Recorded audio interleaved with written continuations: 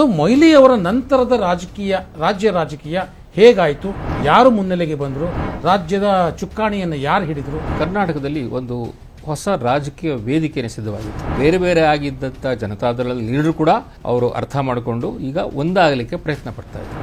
ಪಕ್ಷದಿಂದ ಆಚೆ ಹೋಗಿದ್ದಂಥ ದೇವೇಗೌಡರು ಕೂಡ ವಾಪಸ್ ಬರ್ತಾರೆ. It is now or never ಅಂತ ಹೇಳಿ ನಿರ್ಧಾರ ಮಾಡಿ ಪಕ್ಷವನ್ನು ಬಲಿಷ್ಠ ಮಾಡಲಿಕ್ಕೆ ಬಹಳ ಪ್ರಯತ್ನ ಮಾಡ್ತಾರೆ. ಅವರಿಗೆ ಹೊಳೆ ನರಸೀಪುರದ ಸೈಕಲ್ ಮ್ಯಾನ್ ಅಂತ ಕರೀತಾ ಇದ್ರು. 29ನೇ ವಯಸ್ಸಿಗೆ ಅವರು MLA ಆಗ್ತಾರೆ. ರೀಕೌಂಟಿಗೆ ಆರ್ಡರ್ ಆಗುತ್ತೆ, ಬಿಕಾಸ್ ಇಟ್ಸ್ ಟೂ ಕ್ಲೋಸ್ ಅಂತ ಹೇಳ್ಬಿಟ್ಟು. ಸೊ ದೆಹಲಿನಲ್ಲಿ ಚಂದ್ರಶೇಖರ್ ಅವರ ಮನೆಗೆ ಫೋನ್ ಮಾಡಿ ರಾತ್ರಿ 2 ಗಂಟೆಗೆ ಅವ್ರನ್ನ ಎಬ್ಬಿಸಿ ಅವ್ರು ಫೋನ್ ತಗೋತಾರೆ, ರೆಸ್ಪಾಂಡ್ ಮಾಡಿ ಫೋನ್ ತಗೋತಾರೆ. ಸ್ನೇಹಿತರೆ ನಮಸ್ಕಾರ, ಹೊಸ ದಿಗಂತ ಡಿಜಿಟಲ್ ಚಾನೆಲ್ಗೆ ಸ್ವಾಗತ. ಫ್ಲ್ಯಾಶ್ಬ್ಯಾಕ್ ಸರಣಿಯಲ್ಲಿ ನಾವು ಕಳೆದ ಸಂಚಿಕೆಯವರೆಗೆ ಅನೇಕ ರೋಚಕ ಘಟನೆಗಳನ್ನು ನಿಮ್ಮ ಮುಂದೆ ಇಡುವಂಥ ಪ್ರಯತ್ನವನ್ನು ಮಾಡಿದ್ವಿ. ಹಿರಿಯ ಪತ್ರಕರ್ತರಾದಂತಹ ರಾಮಕೃಷ್ಣ ಉಪಾಧ್ಯಾಯ ಅವರು ತಮ್ಮ ಅನುಭವದ ಮೂಸೆಯಲ್ಲಿ ಹೊರಬಂದಂತಹ ಅನೇಕ ರೋಚಕ ಕಥೆಗಳನ್ನು ನಿಮ್ಮ ಮುಂದೆ ಇಡ್ತಾ ಬಂದಿದ್ದಾರೆ. ಇವತ್ತು ಸಹ ರಾಮಕೃಷ್ಣ ಉಪಾಧ್ಯಾಯ ಅವರು ನಮ್ಮ ಜೊತೆ ಇದ್ದಾರೆ. ಅವರನ್ನು ಮತ್ತೆ ಈ ಹೊಸ ಸಂಚಿಕೆಗೆ ನಾನು ಸ್ವಾಗತವನ್ನು ಬಯಸ್ತೇನೆ. ನಮಸ್ಕಾರ ಸರ್. ನಮಸ್ಕಾರ ಸರ್, ಕಳೆದ ಸಂಚಿಕೆಯವರೆಗೆ ವೀರಪ್ಪ ಮೊಯ್ಲಿ ಅವರು ಹೇಗೆ ಅಧಿಕಾರವನ್ನು ಕಳ್ಕೊಳ್ಬೇಕಾಯಿತು ಅನ್ನುವಲ್ಲಿವರೆಗೆ ನಾವು ಮಾತನಾಡಿದ್ವಿ. ನಮ್ಮ ವೀಕ್ಷಕರು ಅಲ್ಲಿಯವರೆಗೆ ಮಾಹಿತಿಗಳನ್ನು ತಿಳ್ಕೊಂಡ್ರು. ಅದಾದ ನಂತರದಲ್ಲಿ ವೀರಪ್ಪ ಮೊಯ್ಲಿಯವರ ಆಡಳಿತದ ನಂತರದಲ್ಲಿ ರಾಜ್ಯದ ರಾಜಕೀಯದಲ್ಲಿ ಯಾವ ಬದಲಾವಣೆ ಆಯಿತು, ಅದು ಒಟ್ಟಾರೆಯಾಗಿ ಇಡೀ ರಾಜ್ಯದ ಇತಿಹಾಸಕ್ಕೆ ಯಾವ ರೀತಿ ಒಂದು ದೊಡ್ಡ ಮಟ್ಟದಲ್ಲಿ ಒಂದು ದೊಡ್ಡ ಬದಲಾವಣೆ ಅಂತ ಇಲ್ಲಿಯವರೆಗೆ ಗುರುತಿಸುವ ಹಾಗೆ ಆಯಿತು. ಅಂಥ ಘಟನೆಗಳು ಕೆಲವೆಲ್ಲ ನಡೀತು. ಸೊ ಮೊಯ್ಲಿ ಅವರ ನಂತರದ ರಾಜ್ಯ ರಾಜಕೀಯ ಹೇಗಾಯಿತು, ಯಾರು ಮುನ್ನೆಲೆಗೆ ಬಂದರು, ರಾಜ್ಯದ ಚುಕ್ಕಾಣಿಯನ್ನು ಯಾರು ಹಿಡಿದರು, ಈ ಎಲ್ಲ ವಿಚಾರಗಳನ್ನು ನಮ್ಮ ವೀಕ್ಷಕರೊಂದಿಗೆ ಹಂಚಿಕೊಳ್ಳೋದಾದರೆ. ನೋಡಿ ಸ್ವಾಮಿ ಅವರೇ, ಆಂತರಿಕ ಕಚ್ಚಾಟದಿಂದ ಮೊಯ್ಲಿಯವರ ಸರ್ಕಾರ ಬಿದ್ದ ಮೇಲೆ ಕರ್ನಾಟಕದಲ್ಲಿ ಒಂದು ಹೊಸ ರಾಜಕೀಯ ವೇದಿಕೆಯನ್ನು ಸಿದ್ಧವಾಗಿತ್ತು. ಯಾಕಂದರೆ ಕಾಂಗ್ರೆಸ್ಸು ನಾವು ನೋಡಿದಾಗೆ ಲೀಸ್ಟ್ಗಳಿದಿತ್ತು, 34 ಸೀಟ್ಗಳಿದಿತ್ತು. ಅದಕ್ಕೆ ಹಿಂದೆ ಜನತಾದಳದವರು ಕಿತ್ತಾಡಿ ಅವರು ಬೇರೆ ಬೇರೆ ಆಗಿದ್ದರು. ಸೊ ಕಳೆದ 5 ವರ್ಷದಲ್ಲಿ ಅವರು ಬೇರೆ ಬೇರೆ ಆಗಿದ್ದಂಥ ಜನತಾದಳದ ಲೀಡರ್ ಕೂಡ ಅವರು ಅರ್ಥ ಮಾಡಿಕೊಂಡು ಈಗ ಒಂದಾಗಲಿಕ್ಕೆ ಪ್ರಯತ್ನ ಪಡ್ತಾ ಇದ್ರು. ಅಂದರೆ ಇದು 1992-93. ಓಕೆ. ಸೊ 94ರ ವಿಧಾನಸಭೆ ಎಲೆಕ್ಷನ್ ಬರುವಷ್ಟೊತ್ತಿಗೆ ಪಕ್ಷದಿಂದ ಆಚೆ ಹೋಗಿದ್ದಂಥ ದೇವೇಗೌಡರು ಕೂಡ ವಾಪಸ್ ಬರ್ತಾರೆ. ಇವರಿಗೂ ಯಾರು ಲೀಡರ್ಸ್ ಇರಲ್ಲ. ಸೊ ಹಾಗಾಗಿ ದೇವೇಗೌಡರನ್ನ ಇನ್ವೈಟ್ ಮಾಡ್ತಾರೆ. ದೇವೇಗೌಡರು ಬಂದು ಅಧ್ಯಕ್ಷರಾಗ್ತಾರೆ. ಅಧ್ಯಕ್ಷರಾಗೂ ಯಾರು ತಯಾರಿರಲ್ಲ. ಸೊ ಹಾಗೆ ದೇವೇಗೌಡರು ವಾಪಸ್ ಬಂದ ಮೇಲೆ ಅವರಿಗೆ ಗೊತ್ತಿರುತ್ತೆ, ಅವರಿಗೆ ಮುಖ್ಯಮಂತ್ರಿ ಸ್ಥಾನ 2-3 ಸರ್ತಿ ತಪ್ಪಿರುತ್ತೆ ಈಗಾಗಲೇ. ಅವರು it is now or never ಅಂತ ಹೇಳಿ ನಿರ್ಧಾರ ಮಾಡಿ ಪಕ್ಷವನ್ನು ಬಲಿಷ್ಠ ಮಾಡಲಿಕ್ಕೆ ಬಹಳ ಪ್ರಯತ್ನ ಮಾಡ್ತಾರೆ. ಸಾಮಾನ್ಯವಾಗಿ ನಾವೆಲ್ಲ ಏನು ಅನ್ಕೊಂಡಿದ್ವಿ ಅಂದರೆ ಕರ್ನಾಟಕದಲ್ಲಿ ಲಿಂಗಾಯತರು ಬಿಟ್ಟರೆ ಒಕ್ಕಲಿಗರು ಮುಖ್ಯಮಂತ್ರಿಗಳಾಗ್ತಾರೆ ಅಂತ ಹೇಳಿ. ಯಾಕಂದರೆ 2 ಡಾಮಿನೆಂಟ್ ಕಮ್ಯುನಿಟೀಸ್ ಅನ್ನೋ ಒಂದು ಅಭಿಪ್ರಾಯ ಇದೆ.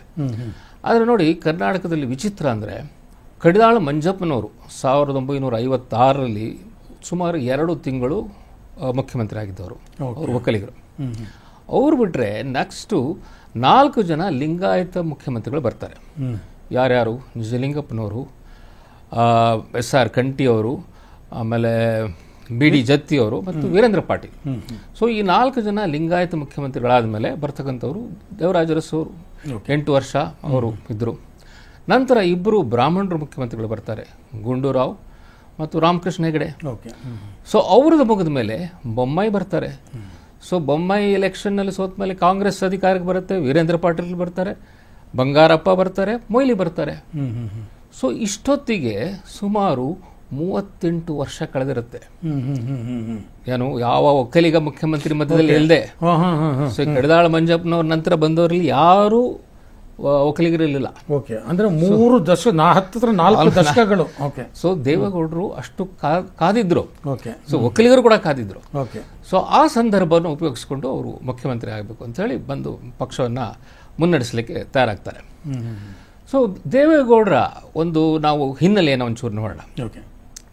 ಅವರು I was a political animal in the sense, I am saying it in good sense. ಅವರಿಗೆ 24/7 ರಾಜಕಾರಣಿ ಅಂತಲೇ ಕರೀತಾರೆ. ಸೊ ಯಾವಾಗಲೂ ರಾಜಕೀಯ ರಾಕ್ಷಸ ಅಂತೀವಲ್ಲ ಕೆಲಸದಲ್ಲಿ ಆ ಥರ. ಕೆಲಸದಲ್ಲಿ ರಾಕ್ಷಸ. ಅವ್ರು ಯಾವುದೇ ಒಂದನ್ನು ತಗೊಂಡ್ರು ಅದನ್ನು ಫೋಕಸ್ ಮಾಡ್ಕೊಂಡು ಹಿಡ್ಕೊಂತಿದ್ದವರು. ಸೊ ಈ ಸರ್ತಿ ಏನಾದರೂ ಮಾಡಿ ನಾವು ಪಕ್ಷವನ್ನು ಮುಂದೆ ತರಬೇಕು, ನಾವು ಎಲೆಕ್ಷನ್ ಗೆಲ್ಲೇಬೇಕು ಅನ್ನೋ ಒಂದು ಹಠದಿಂದ ಅವರು ಬಂದಿರ್ತಾರೆ. ಅವರು ಸುಮಾರು 1950ರಲ್ಲಿ ಅವರ ರಾಜಕೀಯ ಜೀವನ ಪ್ರಾರಂಭ ಮಾಡಿದವರು. ಹೊಳೆ ನರಸೀಪುರದ ಹಾಸನ ಜಿಲ್ಲೆ ಹೊಳೆ ನರಸೀಪುರಕ್ಕೆ ಅವರು ಸೇರಿದವರು. ಅಲ್ಲಿ ಅವರು ರಾಜಕಾರಣವನ್ನು ಪ್ರಾರಂಭ ಮಾಡ್ತಾರೆ. ಅವರು ಡಿಪ್ಲೊಮಾ ತೊಗೊಂಡಿರ್ತಾರೆ, ಇಂಜಿನಿಯರಿಂಗ್ನ ಡಿಪ್ಲೊಮಾ ತೊಗೊಂಡಿರ್ತಾರೆ, ಮತ್ತು ಸಣ್ಣ ಪುಟ್ಟ ಕಾಂಟ್ರಾಕ್ಟ್ ವರ್ಕ್ ಮಾಡ್ಕೊಂಡಿರ್ತಾರೆ. ಅದ್ರ ಜೊತೆಗೆ ರಾಜಕೀಯದಲ್ಲಿ ಭಾಳಷ್ಟು ಆ್ಯಕ್ಟಿವ್ ಆಗಿರ್ತಾರೆ. ಸೊ ಅವರಿಗೆ ಗಾಡ್ ಫಾದರ್ಸ್ ಅಂತಿರಲ್ಲ ರಾಜಕೀಯದಲ್ಲಿ. ಅವರು ರೈತ ಕುಟುಂಬದಿಂದ ಬಂದವರು, ಭಾಳ ಕಷ್ಟಪಟ್ಕೊಂಡು ಬಂದವರು. ಆ ಕಾಲದಲ್ಲೆಲ್ಲ ಅವರು ಸೈಕಲ್ನಲ್ಲಿ ಭಾಳ ಓಡಾಡ್ತಾ ಇದ್ರಂತೆ. ಅವರಿಗೆ ಹೊಳೆ ನರಸೀಪುರದ ಸೈಕಲ್ ಮ್ಯಾನ್ ಅಂತ ಕರಿತಾ ಇದ್ರು ದೇವೇಗೌಡರಿಗೆ. ಸೊ ನೋಡಿ, 1962ರಲ್ಲಿ ಅಸೆಂಬ್ಲಿ ಎಲೆಕ್ಷನ್ ಬಂದಾಗ ಅವ್ರಿಗಿನ್ನೂ 29 ವರ್ಷ. ಅವರು ಆಗಾಗಲೇ ಕಾಂಗ್ರೆಸ್ ಜೊತೆ ಒಡನಾಟ ಇಟ್ಕೊಂಡಿದ್ರು. ಸೊ ಕಾಂಗ್ರೆಸ್ನಿಂದ ಟಿಕೆಟ್ ಕೇಳ್ತಾರೆ, ನನಗೆ ಅಸೆಂಬ್ಲಿ ಟಿಕೆಟ್ ಕೊಡಿ ಅಂತೇಳಿ. ಅವ್ರಿಗೆ ಕೊಡೋದಿಲ್ಲ. ಸೊ ಅವ್ರು ಕೊಡದೇ ಇದ್ದಾಗ ಇವರು ಇಂಡಿಪೆಂಡೆಂಟ್ ಆಗಿ ನಿಂತ್ಕೋತಾರೆ. ಸೊ ಇಂಡಿಪೆಂಡೆಂಟ್ ಆಗಿ ನಿಂತ್ಕೊಂಡು ಮನೆಗೆ ಹೋಗಿ ಪ್ರಚಾರ ಮಾಡಿ ಆ ಎಲೆಕ್ಷನ್ ಗೆದ್ಬಿಡ್ತಾರೆ. ಮೊದಲನೇ ಎಲೆಕ್ಷನ್ ಇಂಡಿಪೆಂಡೆಂಟ್ ಆಗಿ ನಿಂತು 29ನೇ ವಯಸ್ಸಿಗೆ ಅವರು MLA ಆಗ್ತಾರೆ. ಸೊ ಹೀಗೆ ರಾಜಕೀಯ ಜೀವನವನ್ನ ಪ್ರಾರಂಭ ಮಾಡಿದಂಥ ದೇವೇಗೌಡರು. ಮುಂದೆ ಅವ್ರದ್ದು ರಾಜಕೀಯ ಜೀವನದಲ್ಲಿ ಬಹಳಷ್ಟು ಏರುಪೇರುಗಳಾಗುತ್ತೆ.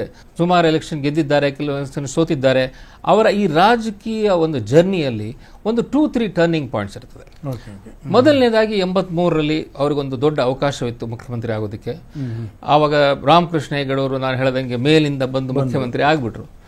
ಸೊ ಆ ಎಲೆಕ್ಷನ್ ಗೆಲ್ಲಲಿಕ್ಕೆ ತುಂಬ ಕಷ್ಟಪಟ್ಟವರು ದೇವೇಗೌಡರು, ಬೊಮ್ಮಾಯಿ ಅವರು, JH ಪಟೇಲ್ರು, ಇವರೆಲ್ಲ, ಬಂಗಾರಪ್ಪ ಕೂಡ ಇದ್ರು. ಸೊ 83ರಲ್ಲೇ ಅವರು ಸಾಕಷ್ಟು ಬಾರಿ ಆಗಲೇ ಗೆದ್ದಿದ್ರು ಮತ್ತು ಆಗೋ ಚಾನ್ಸ್ ಇದ್ದಿತ್ತು, ಅವಾಗ ಆಗಲಿಲ್ಲ. ಆಮೇಲೆ 88ರಲ್ಲಿ ಅವರು ಕಚ್ಚಾಟದಲ್ಲಿ ಜನತಾ ದಳ ಆದಾಗ ಅವರು ಅದನ್ನು ಒಪ್ಕೊಳ್ಳಿಲ್ಲ. ಸೊ ಅದು ಆಚೆ ಹೋದ್ರು. ಅವರು ಬೇರೆ ಪಕ್ಷ ಕಟ್ಟಿದ್ರು. ಬೇರೆ ಪಕ್ಷ ಅಂದ್ರೆ ಅವ್ರು ಜನತಾ ಪಕ್ಷ ಅಂತಾನೆ ಇಟ್ಕೊಂಡಿದ್ರು. ಆ ಎಲೆಕ್ಷನ್ 89ರ ಎಲೆಕ್ಷನ್ ಬಂದಾಗ ಅವರು ನೋಡಿ ತಮ್ಮದೇ ಕ್ಯಾಂಡಿಡೇಟ್ಸ್ನ ಸುಮಾರು 200ಕ್ಕೂ ಹೆಚ್ಚು ಕ್ಯಾಂಡಿಡೇಟ್ಸ್ನ ಎಲೆಕ್ಷನ್ಗೆ ನಿಲ್ಲಿಸ್ತಾರೆ. ಸೊ ಆ ಎಲೆಕ್ಷನ್ನಲ್ಲಿ ಕಾಂಗ್ರೆಸ್ 178 ಸ್ಥಾನಗಳನ್ನು ಗೆಲ್ಲುತ್ತೆ.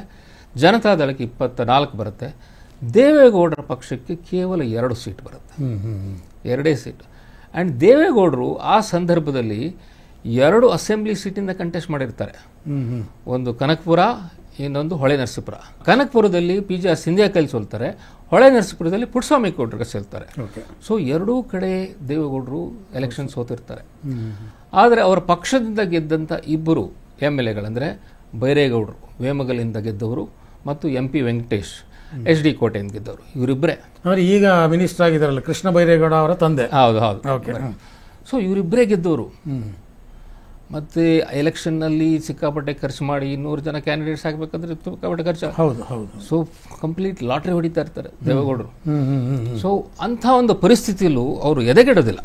ಸೊ ಅವರಿಗೆ ರಾಜಕೀಯ ಇತ್ತಂದರೆ ಸೊ ಏನಾದ್ರು ಮಾಡ್ತೀನಿ, ಏನಾದ್ರು ಮುಂದುವರಿಸ್ತೀನಿ ಅಂತ ಹೇಳಿ.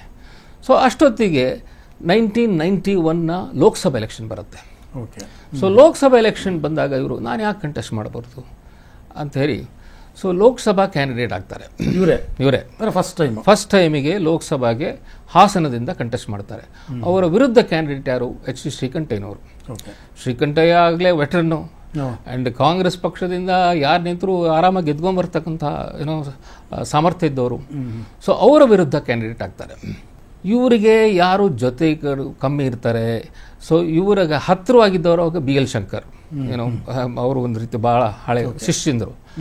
ಸೊ ಇವರು ಎಲೆಕ್ಷನ್ ಕ್ಯಾಂಪೇನು ತಾವೊಬ್ಬರೇ ತುಂಬ ಕಡೆ ಓಡಾಡ್ತಾರೆ. ಒಂದು ಅಂಬಾಸಿಡರ್ ಕಾರ್ ಇಟ್ಕೊಂಡು ಒಂದು ಡ್ರೈವರ್ ಇಟ್ಕೊಂಡಿರ್ತಾರೆ. ಯಾರೋ ಮನೇಲಿ ಬೇಕಾದ್ರೂ ಇದ್ಬಿಟ್ಟು ಅವರು ಅಲ್ಲಿಂದ ಮುಂದಕ್ಕೆ ಹೋಗ್ತಾರೆ. ಈಗ ಪ್ರಚಾರ ಪೂರ್ತಿ ಅವರೇ ನಡೆಸಿ ಎಲೆಕ್ಷನ್ ಮುಗಿಯುತ್ತೆ.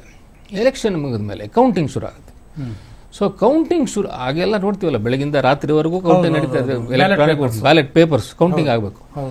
ಸೊ ಕೌಂಟಿಂಗ್ ನಡೆದಾಗ ಇವರಿಗೂ ಮತ್ತು ಶ್ರೀಕಂಠಯ್ಯನವ್ರಿಗೂ ಪೈಪೋಟಿ ಬಿದ್ದು ತುಂಬ ಹತ್ರ ಇರುತ್ತೆ. ಒಂದ್ಸಲಿ ಅವ್ರ ಮೇಲೆ ಹೋಗ್ತಾರೆ, ಒಂದ್ಸಲಿ ಇವ್ರ ಮೇಲೆ ಹೋಗ್ತಾ ಇರ್ತಾರೆ. ಕಡೆಗೆ ಪೂರ್ತಿ ಕೌಂಟಿಂಗ್ ಮುಗಿಯೋ ಅಷ್ಟೊತ್ತಿಗೆ ದೇವೇಗೌಡರು 3191 ಓಟಿಂದ ಮುಂದಿರ್ತಾರೆ. 3191 ಓಟು ಇದ್ದಿದ್ದರಿಂದ ಲೀಡು. ಸೊ ಫುಲ್ ಕೌಂಟಿಂಗ್ ಮುಗಿದಿದೆ. ರೀಕೌಂಟಿಗೆ ಆರ್ಡರ್ ಆಗುತ್ತೆ, ಬಿಕಾಸ್ ಇಟ್ಸ್ ಟೂ ಕ್ಲೋಸ್ ಅಂತ ಹೇಳ್ಬಿಟ್ಟು. ಆವಾಗ ರಿಟರ್ನಿಂಗ್ ಆಫೀಸರ್ ಆಗಿದ್ದವರು ಹಿರಿಯ IAS ಅಧಿಕಾರಿ ಆದಂಥ ಶಿವಸೇಲಂ ಅಂತ ಹೇಳೋರು. ಮುಂದೆ ಅವರು BMRCL ಬೆಂಗಳೂರು ಮೆಟ್ರೋಗೆ MD ಎಲ್ಲ ಆದವರು. Very honest and straight forward man. So ಅವರು ರಿಟರ್ನಿಂಗ್ ಆಫೀಸರ್ ಆಗಿರ್ತಾರೆ. ಸೊ ಅವರು ರೀಕೌಂಟ್ ಮಾಡ್ತಾರೆ, ತಿರ್ಗಾ ಅಷ್ಟೇ ಬರುತ್ತೆ 3191. ಸೊ ರೀಕೌಂಟ್ ಟೈಮಲ್ಲಿ ಗೊತ್ತಾಗುತ್ತೆ ದಿಂಡಿಗಾನಹಳ್ಳಿನಲ್ಲಿ ಈ ಒಂದು ಸುಮಾರು 12 ಬೂತ್ಗಳಲ್ಲಿ 100% ವೋಟಿಂಗ್ ಆಗಿದೆ ಅಂತೇಳಿ. ಸೊ 100% ವೋಟಿಂಗ್ ಆಗಿದ್ದಾಗ ಎಲೆಕ್ಷನ್ ಕಮಿಷನ್ನು ಒಂದು ರೂಲ್ಸ್ ಹಾಕಿರುತ್ತೆ. 100% ವೋಟಿಂಗ್ ಆಗಿ ಅದರಲ್ಲಿ ಯಾರೋ ಒಬ್ಬನೇ ಕ್ಯಾಂಡಿಡೇಟ್ಗೆ 90%ಗಿಂತ ಹೆಚ್ಚು ಬಂದಿದ್ರೆ ಅದನ್ನ ಕೌಂಟಿಂಗ್ಗೆ ತಗೊಳ್ಳೋದು ಬೇಡ, ಅಗತ್ಯ ಇಲ್ಲ ಅನ್ನೋ ಒಂದು ರೂಲ್ಸ್ ಇರುತ್ತೆ. ಏನೋ ಫ್ರಾಡ್ ಆಗಿರ್ಬೋದು, ಇದು ಸಸ್ಪಿಷಿಯಸ್ ವೋಟಿಂಗ್ 90% ಒಬ್ಬರಿಗೆ ಬಂದಿದೆ ಅದನ್ನ. ಸೊ ಆ ರೂಲ್ಸ್ ಇರುತ್ತೆ ಸದ್ಯಕ್ಕೆ. ಸೊ ಶಿವಸೇಲಂ ಹೇಳ್ತಾರೆ, ನೋಡಿ ಈ ಥರ ಇದೆ ಪರಿಸ್ಥಿತಿ and rules is very clear, ನಾನು ಅದನ್ನು ಬಿಟ್ಟು ಈಗ ನಾನು ಅನೌನ್ಸ್. ಇವ್ರಿಗೆ ಶಾಕ್ ಆಗುತ್ತೆ. ಅದನ್ನು ಬಿಟ್ಟರೆ ಶ್ರೀಕಂಠೆ ಗೆದ್ದು ಬಿಡ್ತಾರೆ.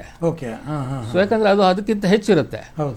ಸೊ ಏನು ಮಾಡೋದು ಅಂತ ಹೇಳಿ ಆವಾಗ BL ಶಂಕರ್ ರಿಕ್ವೆಸ್ಟ್ ಮಾಡ್ಕೋತಾರೆ, ಸರ್ ನಮ್ಗೊಂದು ಸ್ವಲ್ಪ ಟೈಮ್ ಕೊಡಿ ಅಂತಾರೆ.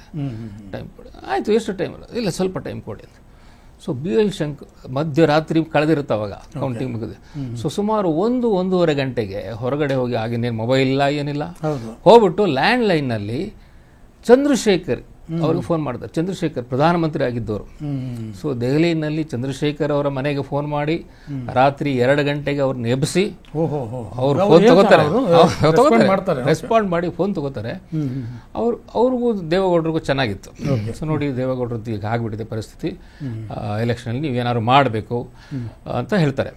ಚಂದ್ರಶೇಖರು ಆ ರಾತ್ರಿನಲ್ಲೇ TN ಶೇಷನ್ ಅವಾಗ ಎಲೆಕ್ಷನ್ ಕಮಿಷನ್ ಆಗಿದ್ರು, ಅವ್ರಿಗೆ ಫೋನ್ ಮಾಡಿ ಅವರನ್ನು ಎಬ್ಬಿಸಿ, ನೋಡಿ ಈ ಥರ ತೊಂದರೆ ಆಗಿದೆ, ಅಟ್ಲೀಸ್ಟ್ ಎಲೆಕ್ಷನ್ ರಿಸಲ್ಟನ್ನ ಬೆಳಿಗ್ಗೆವರೆಗಾದರೂ ವಿತ್ಹೋಲ್ಡ್ ಮಾಡ್ಲಿಕ್ಕೆ ಹೇಳಿ ಶಿವಶೈಲಂ ಅವ್ರು ನಿಮ್ಮ ರಿಟರ್ನಿಂಗ್ ಆಫೀಸರ್ಗೆ ಹೇಳಿ ಅಂತ. ಶೇಷನ್ ಫೋನ್ ಮಾಡಿ ಹೇಳ್ತಾರೆ, returning officer anyway has to obey his boss. So ಬೆಳಿಗ್ಗೆವರೆಗೂ ಬಿಡ್ತಾರೆ. ಕಡೆಗೆ ಎಲೆಕ್ಷನ್ ಕಮಿಷನ್ನೇ ಕ್ಲಾರಿಫೈ ಮಾಡುತ್ತೆ, ಇಲ್ಲ ಅದನ್ನು ತಗೊಳ್ಬೋದು ಅಂತ ಹೇಳಿ. ಆದ್ಬಿಟ್ಟು ದೇವೇಗೌಡರು ಎಲೆಕ್ಷನ್ ಆಗಿ ಗೆಲ್ತಾರೆ. ಆ ಎಲೆಕ್ಷನ್ ಅಲ್ಲಿ ಏನಾದ್ರು ಸೋತ್ಬಿಟ್ಟಿದ್ರೆ ದೇವೇಗೌಡದ್ದು ಬಹಳ ಕಷ್ಟ ಆಗ್ತದೆ. So this was another turning point in his political career. So ಅದೇ ಮೊದಲ ಬಾರಿಗೆ ಪಾರ್ಲಿಮೆಂಟ್ಗೆ ಎಲೆಕ್ಟ್ ಆದಂಥ ದೇವೇಗೌಡರು ದೆಹಲಿ ರಾಜಕಾರಣಕ್ಕೆ ಹೊಂದ್ಕೊಳ್ಬೇಕಾಗಿರುತ್ತೆ. ಅವರು ಇದುವರೆಗೂ ರಾಜ್ಯ ರಾಜಕಾರಣದಲ್ಲಿ ಸುಮಾರು 3 ದಶಕಗಳನ್ನು ಕಳೆದಿದ್ದಂಥವರು. ಅಲ್ಲಿ ಸ್ವಲ್ಪ ಗಿಡಿಬಿಡಿ ಆಗುತ್ತೆ ಅವ್ರಿಗೆ, ಯಾಕಂದರೆ ಅವರು ಫಸ್ಟ್ ಟೈಮ್ ಡೆಲ್ಲಿಗೆ ಹೋಗಿದ್ದವರು, ಡೆಲ್ಲಿ ರಾಜಕಾರಣ ನೋಡ್ತಾ ಇದ್ದವರು. ಆದರೆ ನೋಡಿ ಅವರಿಗೆ ರಾಜಕಾರಣ ಎಷ್ಟು ಸುಲಲಿತವಾಗಿತ್ತು ಅಂತ ಹೇಳಿದ್ರೆ, ಅವರು ದೆಹಲಿ ರಾಜಕಾರಣಕ್ಕೆ ಭಾಳಷ್ಟು ಬೇಗ ಹೋಗ್ಕೊಂಡಿರ್ತಾರೆ. ಅಲ್ಲಿ ಚಂದ್ರಶೇಖರು, ಬಿಜು ಪಟ್ನಾಯಕ್, ಜಾರ್ಜ್ ಫರ್ನಾಂಡಿಸು ಇಂಥವ್ರನ್ನೆಲ್ಲ ಸ್ನೇಹ ಬೆಳೆಸ್ಕೋತಾರೆ, ಸುಬ್ರಹ್ಮಣ್ಯ ಸ್ವಾಮಿ.